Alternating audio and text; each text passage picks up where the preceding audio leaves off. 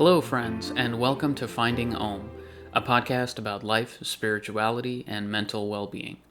This is our second episode, and I want to thank the folks who have been listening so far and supporting us. I truly appreciate it, and I hope we can continue to grow. So, today we're discussing polarization in the world and cognitive dissonance. Yes, these terms sound complex, but like other concepts, at the root they're pretty basic if we break them down. The reason this topic came up in my mind is the state of the world nowadays, and I thought it might be useful to discuss this. I do want to point out this is not a political episode, but we will be drawing parallels to politics as we discuss. Now, what is polarization? The type of polarization we're discussing is, quote, division into two sharply contrasting groups or sets of opinions or beliefs, end quote. And no, we're not discussing the polarization of particles in physics. I know, big surprise there. But basically, polarization is what drives a group of people into two separate camps, and this can be on nearly anything including politics, science, social justice issues, religion, and other topics. Now, the way polarization happens is over time. It's a gradual process that takes place over the course of an individual or a group's life. It can start pretty early, but it's important to note that as kids, most of the time we don't have extreme viewpoints or very black and white stances on big issues. But these viewpoints are taught over time. It could be teachings passed down to us from our families, from books we read, TV we watch, or social media we consume. So one concept that has been discussed recently is the idea of filter bubbles. Basically, social media algorithms are designed to record what we like or content we interact with, and then the algorithm proceeds to curate the content so it becomes more and more narrow to our field of interest. We can notice this not only in social media, but in other places like if you use a Google or Apple newsfeed, things like that.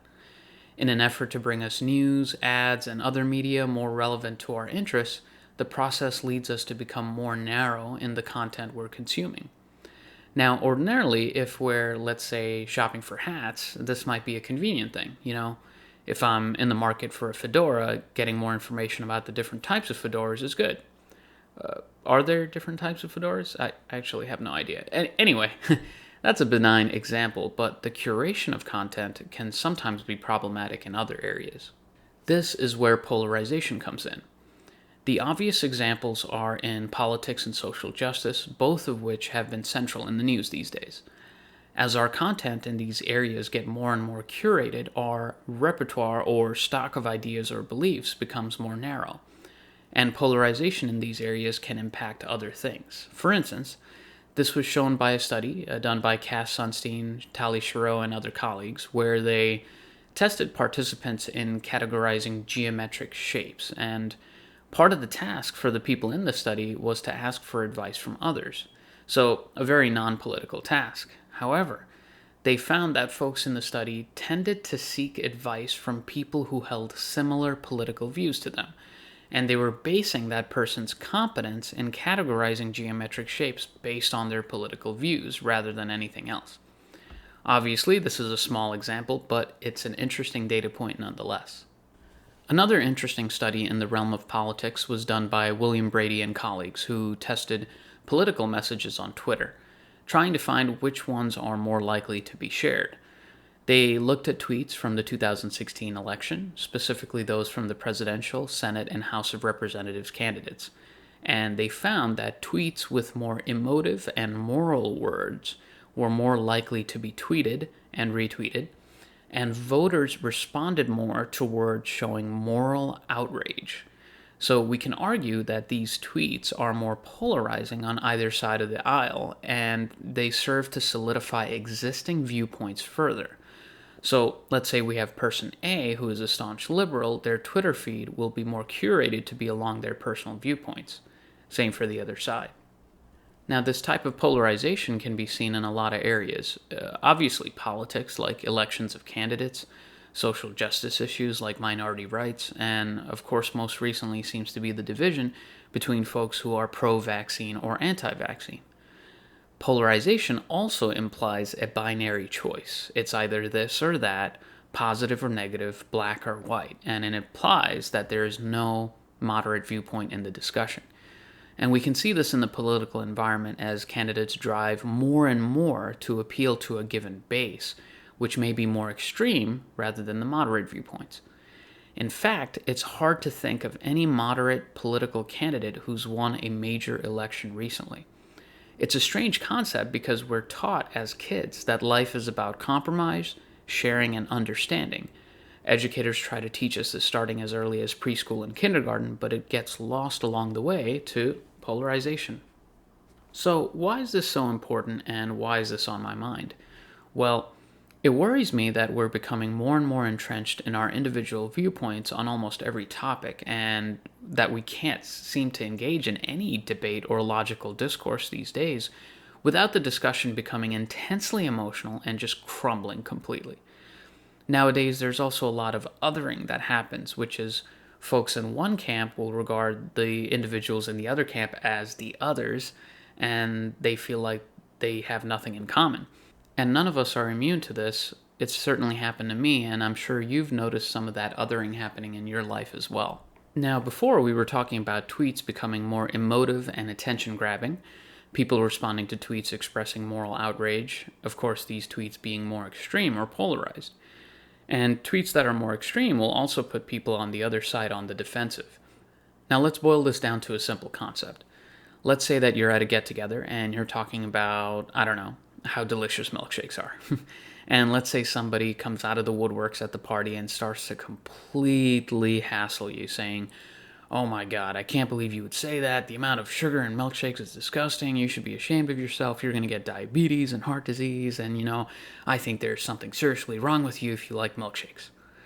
You're going to find this quite offensive. You're going to become defensive, right? And nobody would blame you to respond in kind of a hostile manner, react negatively, and your viewpoint on milkshakes isn't going to change anytime soon after that. Basically, this person cannot change your perspective using this strategy. And unfortunately, this is the type of political discourse going on in social media. It certainly doesn't help that these days debates happen across a limit of 280 characters on tweets, short 30-second videos, and quick clips of people saying platitudes. But getting back to the difficulties in changing our viewpoints after polarization, this leads us to the term I mentioned earlier, cognitive dissonance. Now, this is a stress we experience in our minds when we hear an idea or belief that is drastically different from a belief we hold very strongly. It almost creates a sort of a distress in our minds, and we try to resolve the distress by limiting information that disagrees with our established viewpoints. So, for instance, if I'm hesitant about taking the vaccine, I seek out information about the dangers of taking the vaccine and move away from information that is promising about the vaccine. There's a natural tendency to do that so that we're more comfortable and the information we see is more consistent with our already established belief system. So you can see where the problems arise, right? We tend to want to stay within our bubbles and not expand our horizons when it comes to ideas or beliefs. As a result, our viewpoints don't change, and even the way we view other people with differing viewpoints doesn't change. And this leads to less compromise, less understanding of others, and less empathy for what others are going through. We've seen this happen over and over again. Less understanding and compromise in the political environment has sometimes led to entire bills falling apart on the Senate floor, or sometimes even shutdown of the government.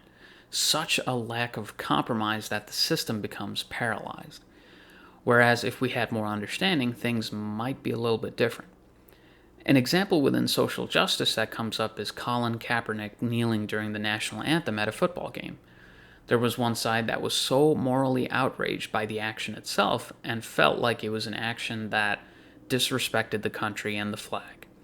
Meanwhile, there was so much pain and suffering happening in the black community that it led to him kneeling during that game in order to draw attention to it. But the moral outrage was so severe that even these core ideas could not be discussed in any calm or logical way. So at least there could have been some understanding in the debate, but that didn't happen. Similarly, after the events with George Floyd and the numerous other African Americans who were killed by the police, one of the terms that came about was, quote, defund the police. Now, it's interesting that the term defund was chosen, which implies removing a large portion of the funds, and even some discussing dismantling entire departments. Now, you can see that if you're someone who is supportive of law enforcement, perhaps you have family in the police force, maybe you're in the police force, things like that, hearing this term will spark some form of outrage, which it did in a lot of people, understandably. Even though a lot of the recommendations coming from think tanks were about decreasing police funding to pre 9/11 levels, the defund and dismantle terms were thrown around a lot, creating more polarization and division. And yet again, the key issues could not be discussed in a calm or logical way. Now, as you guys know, I like to relate ideas to spirituality in some way, and I want to talk about the idea of the middle path. As most people know, this is a key concept in Buddhism, and I do believe that this idea is important to bring into areas we talked about. Because if we can learn to meet people halfway, we can learn to understand them better, be more empathic towards them, and we can more easily reach a compromise. In the end, we need a workable solution to any problem, and reacting in an extreme way just gets the other side to shut down. And that's the opposite of what we want. What we want is free-flowing discourse and debate. After all, that's what democracy is all about, right? So, what do we need to do? Well, we need to be more understanding of others' viewpoints and perspectives, but we really need some changes in the types of media we consume and how we consume them. For instance, a lot of folks get their information from places like Twitter, Instagram, and TikTok. And while I don't have anything specifically against the platforms, we need to keep in mind that they foster information in limited messages, a few slides, very short videos, and not only is our collective attention span decreasing, but these short bursts of information are not nearly enough to truly understand complex issues like, for instance, the crisis in Afghanistan that unfolded recently. One of the reasons I decided to do podcasting was because I felt there was a need to slow things down, and I wanted to engage in a medium that allows me to completely flesh out a topic rather than try to summarize it in 30 or 60 seconds. I did try to do some educational materials on other forums like TikTok, and I just couldn't get into it due to the length being so short. I simply couldn't get through a topic in depth. It's funny, it gets me thinking about the presidential debates when a candidate has 60 seconds to respond to a question that probably deserves more like a half an hour to discuss. It doesn't do justice to the topic, and voters end up making decisions based on these responses. And that decision leads to who gets elected to be president and one of the most powerful people in the world. It's crazy. And look, I don't know what the answer is, but what I do know is we need to take a close look at these forums and think about changing how we get our information. At the very least, we can start small, by each one of us trying to understand other viewpoints better, seeking out information from folks with different perspectives than ours, reading or listening to in-depth articles about issues rather than short snippets, and accepting that we will disagree with other people and that's okay. Also, being comfortable with changing our minds on something if we're convinced by new information on a topic. That's very important, and if we all can be a little bit less rigid, we would be one step closer to compromise. I want to leave you with a story about one of my favorite spiritual leaders, Ram Dass. At the time, he was in India, spending time with and learning from Neem Karoli Baba, a teacher and guru there. And Neem Karoli Baba said to Ram Dass, "Listen, Ram Dass, love everyone and tell the truth." And to that, Ram Dass replied, "Well, to tell you the truth, I don't love everyone." Now, it's a simple exchange, but in that, Ram Dass did a few things, which is recognize his own emotions, first of all, and recognize his own defense mechanisms in a way. And he really learned that he needed to let go of some of these things that were keeping him in a state of anger, irritability, distress, whatever it is. And letting go brought him one step closer to understanding, and I mean really understanding other people. And I just wanted to say that I know we discussed a lot of different information, and I talked about possible solutions, but I don't want to make it seem like I know the answers, which I really don't. I don't know anything, honestly. But what I think is that if we discuss these types of topics and keep our minds open, we can potentially come to a world of a little bit more compromise and understanding. All right, folks, that's it for this episode. Hope you enjoyed it. If you'd like to collaborate with us on this journey of finding Om, feel free to email us, info@findingom.org. Check out our website, findingom.org, for more information about what we do, and love everyone and tell the truth.